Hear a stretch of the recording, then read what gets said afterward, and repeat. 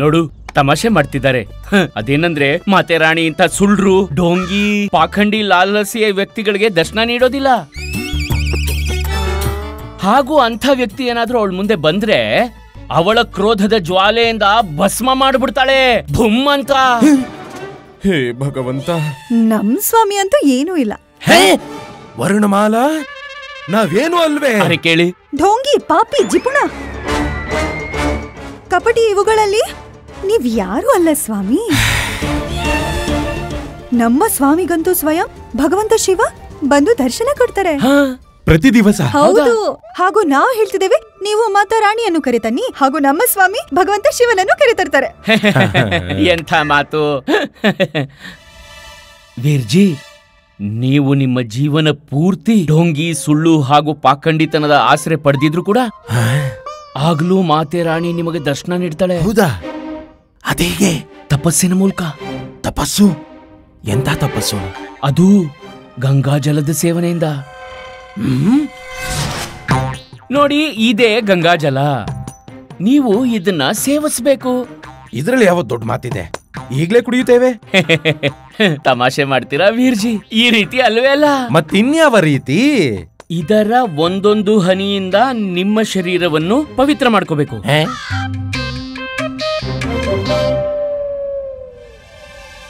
ನೀವು ಇದರಿಂದ ಒಂದೊಂದು ಹನಿ ಕುಡಿಬೇಕು. ಇದರ ಸಹಾಯದಿಂದ? ಅಹೋಜಿ, ಈ ಪಾತ್ರೆಯಲ್ಲಿರೋ ಪೂರ್ತಿ ಜಲ ಖಾಲಿಯಾದಾಗ ನಿಮ್ಮ ಶರೀರದಲ್ಲಿ ಪವಿತ್ರತೆ ಪಸರಿಸುತ್ತೆ. ಆದರೆ ಮಹೋದಯ, ಹೀಗಾದ್ರೆ ನಮ್ ಗುರುಜಿ ರಾತ್ರಿ ಇಡೀ ಗಂಗಾಜಲನೇ ಕುಡಿಬೇಕಾಗುತ್ತೆ. ಮಾತೆ ರಾಣಿಯ ದರ್ಶನ ಮಾಡ್ಬೇಕೋ ಬೇಡವೋ? ಮಾಡ್ಬೇಕು. ಹಾಗಾದ್ರೆ ತಪಸ್ ಮಾಡ್ತಿರೋ ಇಲ್ವೋ? ಹಾ, ಮಾಡ್ತೇವೆ. ಖಂಡಿತ ಮಾಡ್ತೇವೆ. ಅವಶ್ಯ ಮಾಡ್ತೇವೆ. ಸಂಪೂರ್ಣ ರಾತ್ರಿ ಮಾಡ್ತೇವೆ. ಇದಲ್ವಾ ಮಾತು ಅಂದ್ರೆ? ತಗೊಳ್ಳಿ. ಓ ಜೋರಾಗಿ ಹೇಳಿ, ಓ ಜೋರಾಗಿ ಹೇಳಿ, ಓ ಒಟ್ಟಿಗೆ ಹೇಳಿ, ಅಹೋಜಿ. ಜೈ ಮಾತಾಜಿ.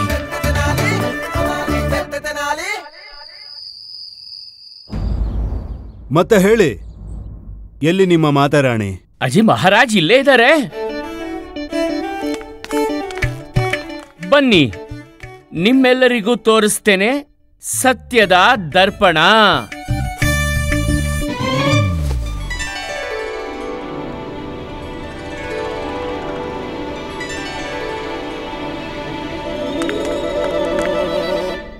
ಇದಂತೂ ಕೇವಲ ದರ್ಪಣ. ಹೂಜಿ, ಇದು ಅಂತಿಂತ ದರ್ಪಣವಲ್ಲ, ಮಾತಾರಾಣಿಯ ನೆಚ್ಚಿನ ಸತ್ಯದ ದರ್ಪಣವಿದು. ಹಾಗಾದರೆ ಶುರು ಮಾಡೋಣವೇ? ನಾವು ನೋಡಬಯಸುತ್ತೇವೆ ನಮ್ಮ ರಾಜ ದರ್ಬಾರಿನಲ್ಲಿ ಎಷ್ಟು ಸತ್ಯವಾದಿ ಹಾಗೂ ನಿಷ್ಠಾವಂತ ವ್ಯಕ್ತಿಗಳಿದ್ದಾರೆಂದು. ಅಹೋಜಿ ಮಹಾರಾಜ, ಹಾಗಾದ್ರೆ ಮಹಾಮಂತ್ರಿಗಳೇ, ಮೊದಲು ನಿಮ್ಮಿಂದಲೇ ಶುರು ಮಾಡೋಣ. ಜಿ ಬನ್ನಿ, ಜಿ ಬನ್ನಿ. ಅವಶ್ಯವಾಗಿ.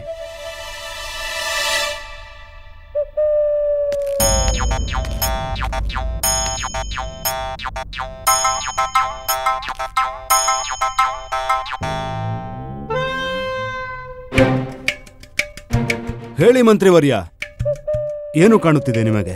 ಮಹಾರಾಜ, ನಮಗೆ ಸಂಪೂರ್ಣ ನಂಬಿಕೆ ಇದೆ. ಮಹಾಮಂತ್ರಿಗಳಂತ ಶೂರ, ವೀರ, ಮಾತೃಭೂಮಿಯ ಪರ ನಿಷ್ಠಾವಂತ ಹಾಗೂ ತಮ್ಮ ಮಹಾರಾಜರಿಗಾಗಿ ತಮ್ಮ ಪ್ರಾಣ ತ್ಯಾಗ ಮಾಡಲು ಸಿದ್ಧರಾಗಿರುವ ವ್ಯಕ್ತಿ ಎಂದಿಗೂ ಯಾವುದೇ ಚ್ಯುತಿ ತರುವಂತ ಕಾರ್ಯ ಮಾಡಿರಲು ಸಾಧ್ಯವೇ ಇಲ್ಲ.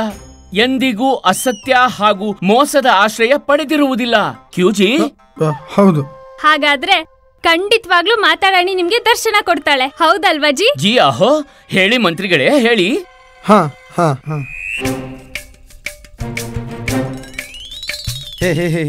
ಹೇಳಿ ಮಹಾಮಂತ್ರಿಗಳೇ, ಮಾತೆ ರಾಣಿ ಕಾಣಿಸುತ್ತಿದ್ದಾರೆಯೇ ನಿಮಗೆ? ಮಹಾರಾಜ, ಮಹಾರಾಜ, ಮಹಾರಾಜ, ನಮಗೆ ಮಾತಾರಾಣಿ ಸ್ಪಷ್ಟವಾಗಿ ಗೋಚರಿಸುತ್ತಿದ್ದಾಳೆ.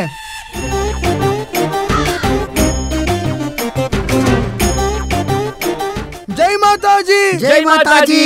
ಜೋರಾಗಿ ಹೇಳಿ, ಒಟ್ಟಿಗೆ ಹೇಳಿ, ಒಟ್ಟಿಗೆ ಹೇಳಿ, ಜೈ ಮಾತಾಜಿ. ಜೈ ಮಾತಾಜಿ.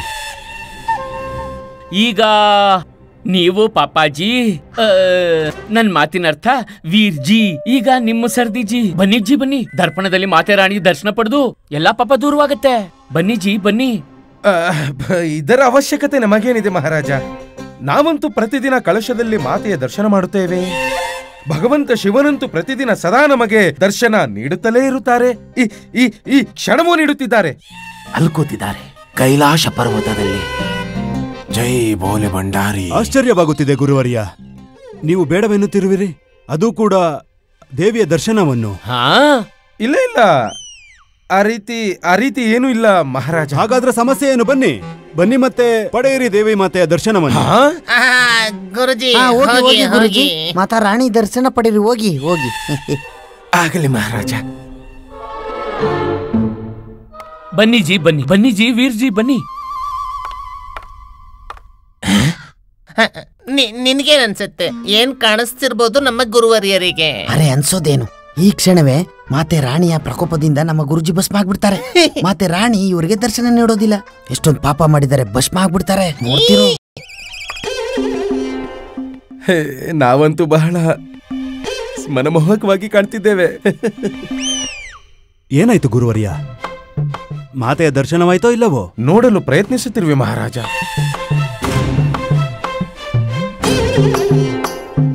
ಮಾತೆ ರಾಣಿ ಎಲ್ಲಿದ್ದಾಳೆ? ಇಲ್ಲಿ ಮಾತೆ ರಾಣಿ ನಮಗೆ ಕಾಣಿಸುತ್ತಲೇ ಇಲ್ಲ.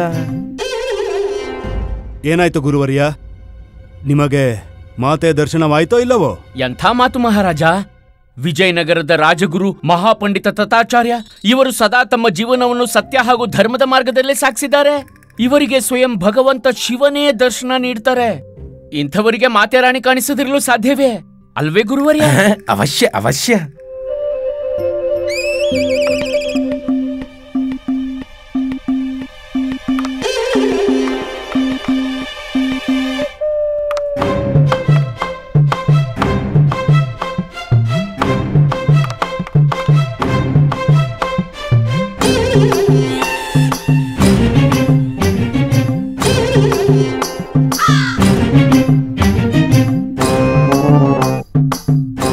ದರ್ಪಣದಲ್ಲಿ ನಮಗೆ ಬರೀ ನಮ್ಮ ಪ್ರತಿಬಿಂಬ ಮಾತ್ರ ಕಾಣುತ್ತಿದೆ. ಮಾತೆ ರಾಣಿ ಏಕೆ ಕಾಣುತ್ತಿಲ್ಲ? ಭಕ್ತಿ, ಶ್ರದ್ಧೆ, ಸಮರ್ಪಣೆಯ ಭಾವವಿರುವ ಮಹಾಜ್ಞಾನಿ ಗುರುವರ್ಯರಿಗಂತೂ ಮಾತೆ ರಾಣಿ ತನ್ನ ದಿವ್ಯ ಸ್ವರೂಪದಲ್ಲಿ ದರ್ಶನ ನೀಡುತ್ತಿದ್ದಾಳೆ ಎನಿಸುತ್ತಿದೆ. ಇಲ್ಲಿ ಇಲ್ಲ ಇಲ್ಲ ಇಲ್ಲ ಇಲ್ಲ ಇಲ್ಲ ಇಲ್ಲ.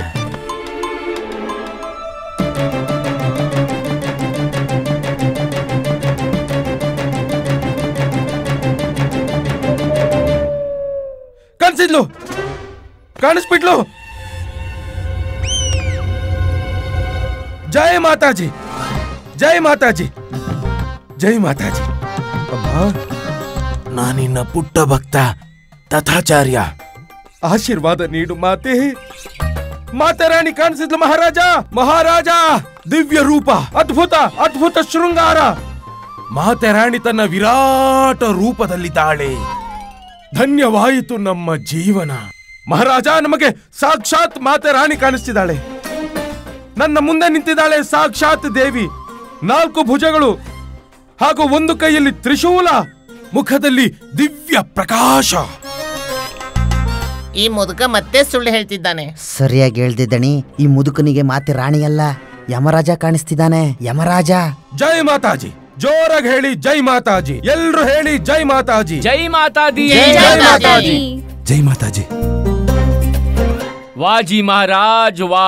ತಮ್ಮ ದರ್ಬಾರಿನಲ್ಲಿ ಎಲ್ಲರೂ ಪವಿತ್ರ ಹಾಗೂ ಉತ್ತಮ ಗುಣದವರಾಗಿರ್ತಾರೆ. ಎಲ್ಲರೂ ನಿಷ್ಠಾವಂತರು ಹಾಗೂ ಸತ್ಯವಾದಿಗಳಂತೆ ಕಾಣ್ತಿದ್ದಾರೆ. ಮಹಾರಾಜ್ರೆ, ಮಹಾರಾಣಿ ಚಿನ್ನಾದೇವಿ ಅವ್ರಿಗೆ ಈಗ ಅವಕಾಶ ಹೌದು ಸಿಗ್ಬೇಕು. ಹೌದು ಹೌದು ಹೌದು. ಅವಶ್ಯ, ಅವಶ್ಯವಾಗಿ ಮಹಾರಾಣಿ ಚಿನ್ನಾದೇವಿ. ನಾವೇ ಬನ್ನಿ ಮಹಾರಾಣಿಜಿ, ಬನ್ನಿ ಬನ್ನಿ.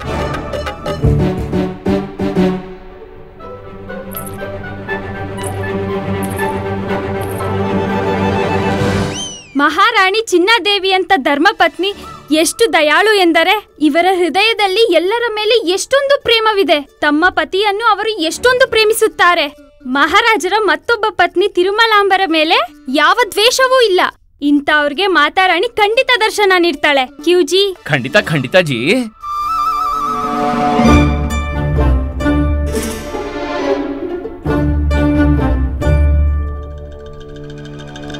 ನಮಗಂತೂ ಇದರಲ್ಲಿ ಯಾವ ಮಾತಾರಾಣಿ ಕಾಣಿಸುತ್ತಿಲ್ಲವಲ್ಲ.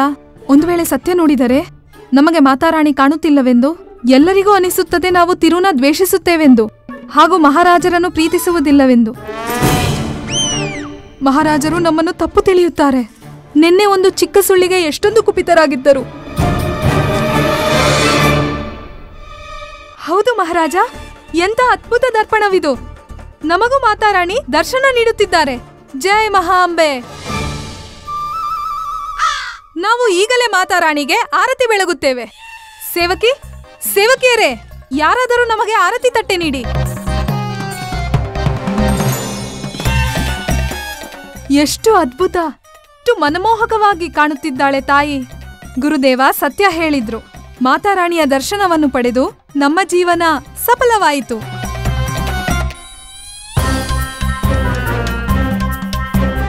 ಜೈ ಮಹಾಂಬೆ.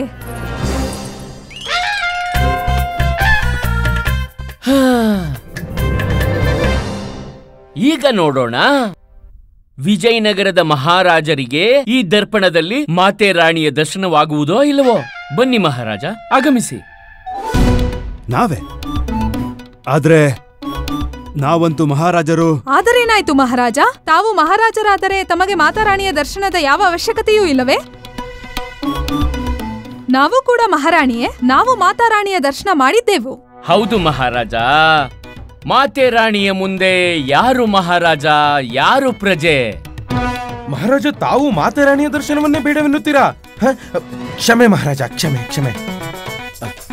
ನಮ್ಮ ಆಶಯವೇನೆಂದರೆ ಈ ಉತ್ತಮ ಅವಕಾಶವನ್ನು ವ್ಯರ್ಥ ಮಾಡದಿರಿ. ಅವಕಾಶವನ್ನು ಬಳಸಿಕೊಂಡು ಮಾತೆರಾಣಿಯ ದರ್ಶನ ಮಾಡಿ ನಿಮ್ಮ ಜೀವನವನ್ನು ಪಾವನ ಮಾಡಿಕೊಳ್ಳಿ. ನಾವೆಲ್ಲ ಮಾಡಿಕೊಂಡ ರೀತಿ ಮಹಾರಾಜ. ಬನ್ನಿ ಬನ್ನಿ.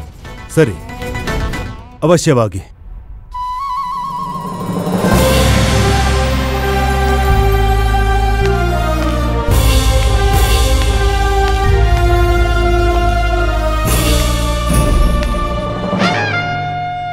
ಜಿ, ಏನನ್ಸುತ್ತೆ?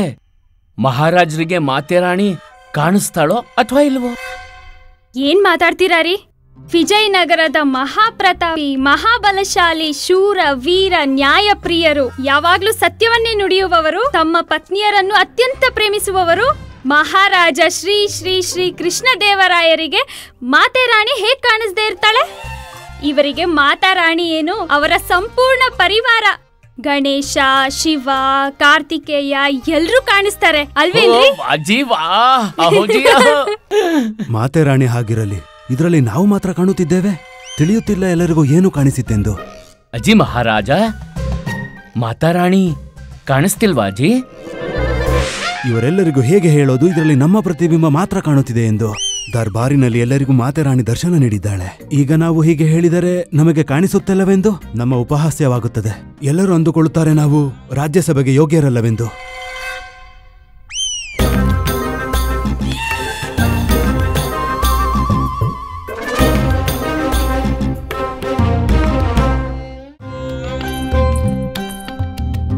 ಕೇವಲ ನಾವು ಮಹಾರಾಣಿ ತಿರುಮಲಂಬ, ನೀವು ಇಲ್ಲಿ? ಇಷ್ಟು ದೊಡ್ಡ ದರ್ಪಣ, ಎಷ್ಟು ಮನಮೋಹಕ ರೂಪ ಅಲ್ಲ ಮಹಾರಾಜ? ನೀವು ಇಂಥ ಸೌಂದರ್ಯವನ್ನು ಎಲ್ಲಾದರೂ ನೋಡಿದ್ದೀರಾ? ನಿಮಗೆ ಕಾಣುತ್ತಿದೆ? ಮಾತೆರಾಣಿಯ ಸೌಂದರ್ಯ ಅದ್ಭುತ.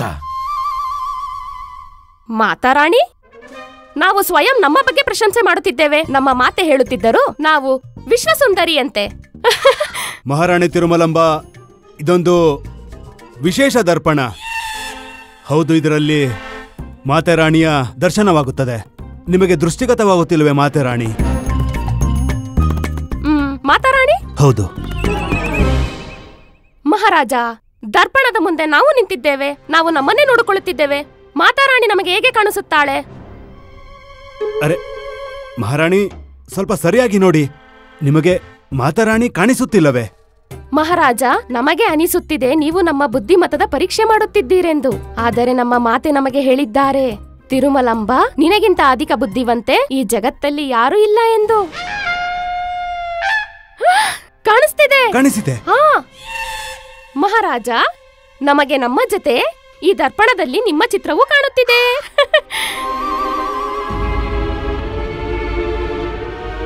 ಮಹಾರಾಜ, ಇಂಥದೇ ದರ್ಪಣ ನಮ್ಮ ಕೋಣೆಯಲ್ಲೂ ಇದೆ. ಅದರಲ್ಲೂ ನಾವಿಬ್ಬರು ಕಾಣುತ್ತೇವೆ, ಯಾವ ಮೂಲೆಯಲ್ಲೂ ನಿಂತಿದರು. ಆದ್ರೆ ಮಹಾರಾಜ, ಈ ದರ್ಪಣ ಮತ್ತು ಆ ದರ್ಪಣದಲ್ಲಿ ಮಾತಾರಾಣಿ ಹೇಗೆ ಕಾಣಿಸಲು ಸಾಧ್ಯ? ಏನ್ ಹೇಳ್ತಿದ್ದಾರೆ ಜಿ? ಮಾತೆರಾಣಿ ಕಾಣಿಸ್ತಿಲ್ವೇ?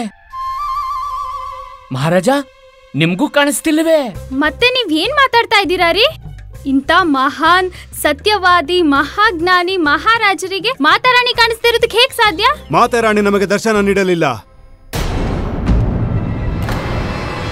ಸತ್ಯ, ಈ ದರ್ಪಣದಲ್ಲಿ ಕೇವಲ ನಾವು ಮಾತ್ರ ದೃಷ್ಟಿಗತವಾಗುತ್ತಿದ್ದೇವೆ. ಮಾತೆರಾಣಿ ನಮಗೆ ಯಾವ ದರ್ಶನವನ್ನು ನೀಡಿಲ್ಲ.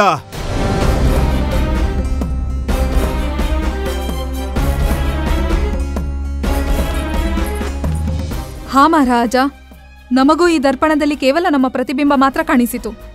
ಮಾತಾರಾಣಿಯ ಯಾವ ದರ್ಶನವೂ ಆಗಲಿಲ್ಲ. ನಾವು ಹಾಗೆ ಸುಮ್ಮನೆ ಹೇಳಿದೆವು. ಹಾಗಿದ್ದರೆ ಆರತಿಯನ್ನು ಸ್ವಯಂ ಎತ್ತಿಕೊಂಡಿರುವಿರಾ?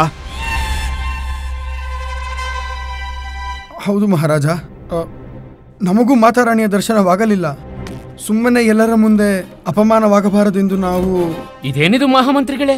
ನಮ್ಮ ದರ್ಪಣ ಸತ್ಯವಾದ್ದು ಅದೆಂದಿಗೂ ಅಸತ್ಯ ನುಡಿಯೋದು. ಅಯ್ಯೋ ಜಿ, ಹಾಗಂದ್ರೆ ಅಂದ್ರೆ ಪೂರ್ತಿ ವಿಜಯನಗರದಲ್ಲಿ ಯಾರು ಇಲ್ಲವೇ 100ಕ್ಕೆ 100 ಸತ್ಯ ನುಡಿಯುವವರು? ಇಲ್ಲ, ನಮಗಂತೂ ಸಾಕ್ಷಾತ್ ಮಾತೆರಾಣಿಯ ದರ್ಶನವಾಗಿದೆ. ನೋಡ್ ಮಣಿ, ಈಗ್ಲೂ ಸುಳ್ಳು ಹೇಳ್ತಿದ್ದಾನೆ ಮುದುಕ.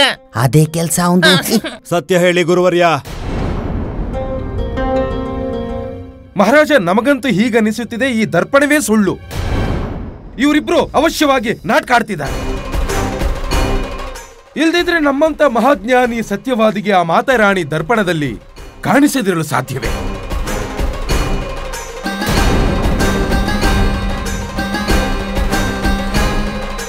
ಗುರುವರ್ಯ, ಕ್ಷಮೆ ಮಹಾರಾಜ, ಒಂದು ಕ್ಷಣ.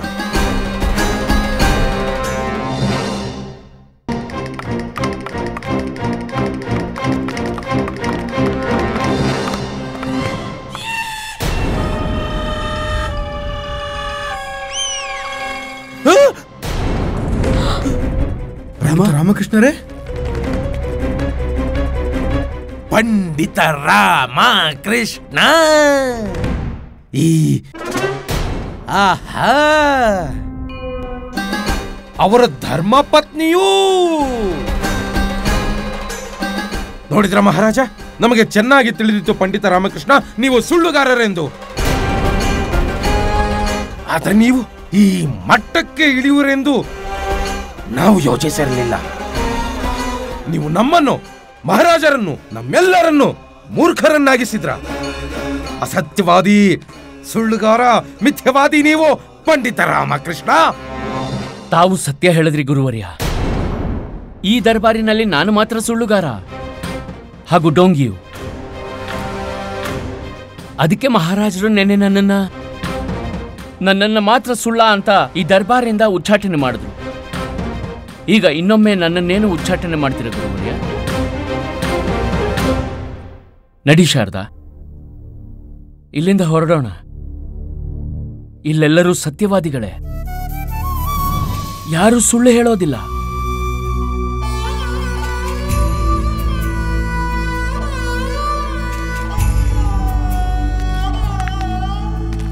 ನಿಲ್ಲಿ ಪಂಡಿತ ರಾಮಕೃಷ್ಣ.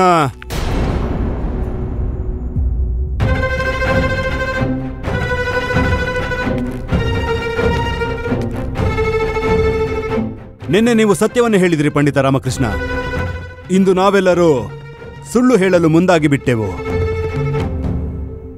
ಇಲ್ಲ ಮಹಾರಾಜ, ಪಂಡಿತ ರಾಮಕೃಷ್ಣ ನಮ್ಮಿಂದ ಅರ್ಥಾತ್ ನಮ್ಮೆಲ್ಲರಿಂದ ಸುಳ್ಳು ಹೇಳಿಸಿದರು. ಘೋರ ಪಾಪ ಮಾಡಿಸಿಬಿಟ್ಟರು ನಮ್ಮಿಂದ, ಅದು ಮಾತೆರಾಣಿಯ ಹೆಸರಿನಲ್ಲಿ. ಇಲ್ಲ ಗುರುವರ್ಯ, ನಾನು ಹೇಳಿಸ್ಲಿಲ್ಲ, ಬಲವಂತ ಮಾಡಲಿಲ್ಲ ನಿಮ್ಗೆ. ನೀವೆಲ್ಲ ನಿಮ್ಮ ಇಚ್ಛೆಯಿಂದ ಸುಳ್ಳು ಹೇಳಿದ್ರಿ. ಗುರುವರ್ಯ, ನೀವು ಸತ್ಯವಾದಿಯೇ ಆಗಿದ್ದರೆ ನೀವು ಹೇಳಬಹುದಿತ್ತಲ್ಲವೇ ನಿಮ್ಗೆ ಮಾತಾರಾಣಿ ಕಾಣಿಸುತ್ತಿಲ್ಲವೆಂದು. ಆದ್ರೆ ನೀವೆಲ್ಲ ಸತ್ಯದ್ದಲ್ಲ, ಸುಳ್ಳಿನ ಆಸರೆ ಪಡೆದ್ರಿ. ಕಾರಣ ತಮ್ಮ ಗೌರವಕ್ಕೆ ಧಕ್ಕೆ ಆಗಬಾರ್ದಂತ. ಕೇವಲ ಕಿರಿಯ ಮಹಾರಾಣಿಯವರೇ ಸತ್ಯವಾದಿಯಾಗಿರ್ತಾರೆ. ಅವರು ಸುಳ್ಳು ಗೌರವಕ್ಕಾಗಿ ಸುಳ್ಳಿನ ಆಸರೆ ಪಡೆಯಲಿಲ್ಲ. ಅರ್ಥ ಮಾಡ್ಕೊಳ್ಳಿ ಮಹಾರಾಜ, ನಾವೆಲ್ಲ ಒಂದಲ್ಲ ಒಂದು ಬಾರಿ ಸುಳ್ಳಿನ ಆಸರೆ ಖಂಡಿತ ಪಡಿತೀವಿ. ಅದ್ಯಾವ ತಪ್ಪು ಅಲ್ಲ. ಆ ಸುಳ್ಳಿನಿಂದ ಯಾರಿಗೂ ಹಾನಿ ಉಂಟಾಗದೆ ಸಂತೋಷ ಪ್ರಾಪ್ತಿಯಾಗಿರುತ್ತೆ.